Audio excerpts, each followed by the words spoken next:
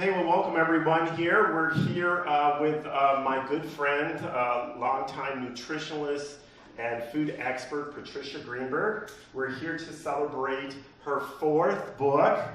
The book is called Eating Well, Living Well, and Aging Well. And I want to tell you a little bit about Patricia before we begin here.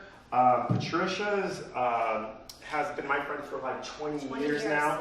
I most know her because she did a radio show for at least 10 years. Yes. She is the fitness gourmet. Remember the studios out by Cal State Northridge here in Southern California. And she used to have me on like every year to talk about what's new and exciting in produce in this little studio on the campus of Cal State Northridge there. But many of you know her because she's a food writer and a nutritionist fitness coach. I remember every time I'd come over to the radio show, she was just getting back from Boston or just did the LA Marathon. This woman likes to run for some reason. So we'll probably hear about that later today there. But let me give you a little bit of bio about Patricia and her books. Ushering in a new era of bite-sized, livable health, nutrition, and fitness solutions, Patricia's Greenberg, the fitness gourmet, has 30 years of experience as a nutritionalist, chef, and wellness coach and educator. Still going strong at 59. She wanted you guys to know that.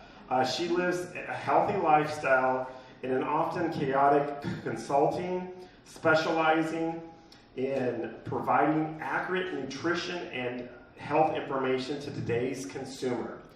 So my guest today, we invite her back again since her last book about 2 years ago. And I'm sure she has a big story to tell. Patricia Greenberg. All right, Patricia, take it away. Okay, so first we had roasted sweet potato fries. I'll give you a background of the book. This comes from my most recent book because I want it to be snacky and quick, easy to make, easy to eat. This is braised red cabbage. A little longer to take, a little more traditional, but again, the idea being a real nutrition powerhouse and also a comfort food at the same time. This is the black beans, corn, and red bell peppers. Melissa's used the 6-bean medley, which is even better because you have a wide variety of beans with a wide variety of nutrients.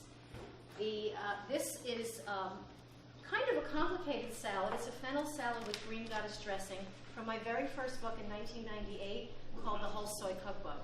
And that was when I was really working with a lot of soy foods to learn how to make dairy-free, meat-free recipes that tasted like the real thing. You know, I always, in those days, like now we don't have to pretend to be vegetarian, right? But 20 years ago and more, we were pretending, that's more than 20 years ago. That's a long time ago.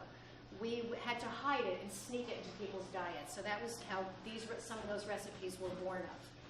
This is a Provençal tuna and shredded zucchini salad. Again, for those of you who can't quite get to wanting to be vegetarian or you want to get your protein and a complete protein, tuna fish is one of the best sources, but I want it to be filled with vegetables and a nice Mediterranean flavor. I don't think I have to explain Mediterranean is a fabulous way to go, so it covers all the bases in that as well.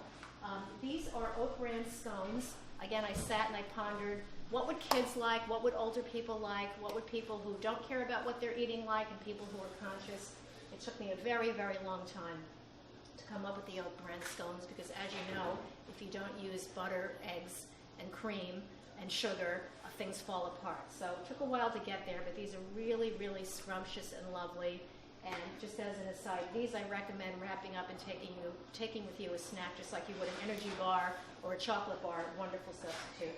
And last but not least, this is just what I call my beauty dessert. When we were doing these three come actually from the most recent cookbook, which is Scrumptious Sandwich Salads and Snacks. Quick way to eat to feed your family. And my daughter co-authored with me, but she drove me nuts the whole time and said, you don't know what people like, you don't know what kids like to eat, you know how they are when they're 15 and 16. So she actually helped me make a multi-generational meal, which I think we discussed extensively last time. I had my 101-year-old mother-in-law, my 40-something stepson, I was in my 50s, my daughter was a teenager, and I was trying to feed everybody at the same time. So that whole book was born out of that concept of how to eat healthy and not turn anybody.